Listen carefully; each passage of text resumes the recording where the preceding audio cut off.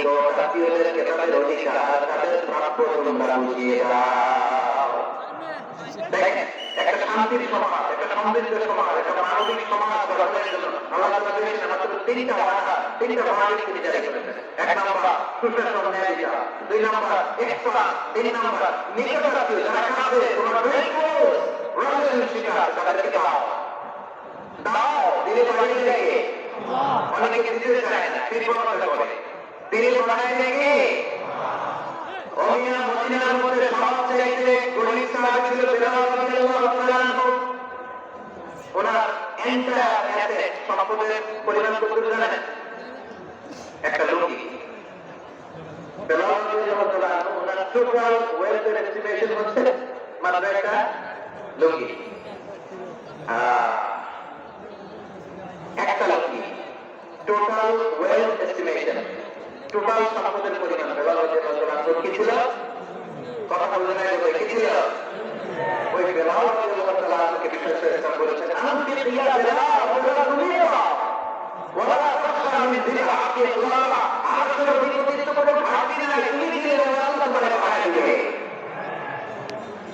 এজন্য আপনি ভাইরা দিলে পারে না, দিলে পারে অনেকে বলে রাখে নতুন কিছু নিতে পারে না, আপনি যেটা বলে রেখেছেন এটা দিয়ে দেন, বড় একটা ভাড়া শুরু করবেন যখন ঠিক কিরা তারা পাঁচকে দিয়ে একটা বলে রাখতে দেখেন দশ এখানে আসলে দশকে ধরতে পারেন আপনি। আচ্ছা দশকে যদি 30 একটা আছে ওইটা যদি ছেড়ে দেন তাহলে 15 কে ধরতে পারবে। কথা বলে ঠিক কিনা? তাহলে দিলে পাঠিয়ে দেবে রাব্বুল আলামিন বলেন 3 নাম্বার আদেশ হলো তোমাদের প্রতি সমাজ থেকে কেমন করে মানবিক সমাজ সুন্দর সমাজ গড়বা। 3 নাম্বার আদেশ হলো আতিদা কুরবা হাক্কা, নিকট আত্মীয়দেরকে তাদের প্রাপ্য বুঝিয়ে দাও। এই নিকট আত্মীয়দেরকে তাদের অধিকার বুঝিয়ে দেওয়া, প্রাপ্য বুঝিয়ে দেওয়া আমাদের গাফলতি আছে না নাই? চট্টগ্রামে না মাশাআল্লাহ আছে আছে অনেকে দেখবেন অনেক আল্লাহ তাহাজ্জুদ গুজার সেজদা দিতে দিতে কপালে কালো দাগ ফেলে দিতে সে তার বোনের হকটা আদায় করে না, আছে না নাই? হ্যাঁ এখানেও আছে। সর্বনাশ, অনেক বড় হাজি সাহেব বিশাল লম্বা দাড়ি, ছেলেদের সব দিয়ে দিতে, মেয়ের কিছু দেয় নাই, মেয়ের হক আদায় করা নাই, আছে না নাই? এই হাজি সাহেবরা এ আল্লাহ কিয়ামতের মাঠে আটকে যাবে। আপনি অন্যের অধিকার নষ্ট করেছেন, তাদের রাইটকে ভায়োলেট করেছেন।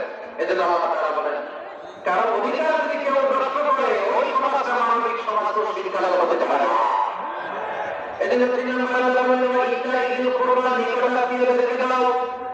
কি দিবা? তাদের অধিকার দিয়ে দাও, বোনের অধিকার বুঝিয়ে দাও, মেয়ের অধিকার বুঝিয়ে দাও, কুকুর অধিকার বুঝিয়ে দাও। দেখবেন অনেক মায়েরা ছেলের পাতে মুরগির রান দেয়, মেয়ের পাতে দেয় মুরগির ঠ্যাং। এরকম আছে না নাই? ছেলেরা কি দেয় মুরগি, মেয়ের পাতে কি দেয়? তো মেয়ের কি মুরগির রান খেতে মনে যায় না? মনে যায় না?